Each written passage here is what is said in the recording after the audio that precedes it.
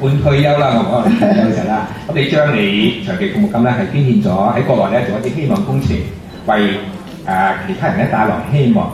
咁我哋咧就好想知道下你做呢件事嘅時候，你背後嘅理念係啲乜嘢咧？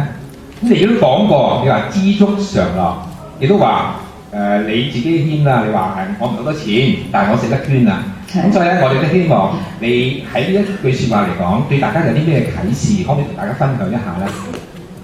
即係我感覺咧，錢唔係萬能嘅。雖然冇錢係唔得，但我覺得健康係最重要。你有錢係點啫？有錢都會病，有錢都要死。咁你有多餘嘅錢幫咗人，你自己個心境又開心啲，病痛都少啲啊嘛，係咪？咁點解我會將我即係所謂退休嗰少部分錢捐緊學校呢？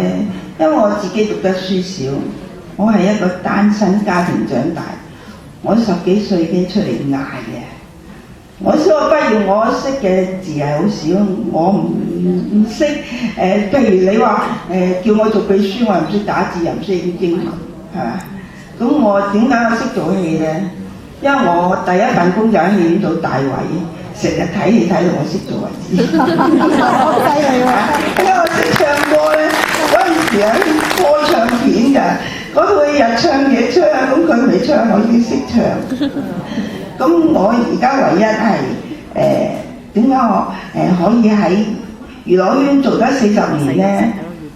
因為我啲角色係冇乜人肯做。個個都要做主角㗎，嚇個個都靚女嘛！你知道年年咁多有港姐、有亞姐、有華姐咁，個個出嚟都要做主角嘛。咁嗰啲醜角邊個做呢？咪我做咯，冇人肯同我爭喎。我可以做到40年，但我今年已經73歲啦。知唔知啊？有啲人話我唔似喎，因為我個人樂觀啊。我以世無爭嘅，我又唔羨慕人，又唔妒忌人，我行我素，我覺得自己好過好多人，係咪？至緊你自己滿足，你開心，咪病痛都少啲咯。咁我點解要做義工呢？我一個獨居老人，你成日屋企做乜啫？幫下人咯。咁啊，不如我唔知我做，你分配我做乜，我咪做乜咯。咁我只可以去啲老人院唱下歌俾老人家聽，或者派下禮物俾佢哋，或者同佢哋影下相。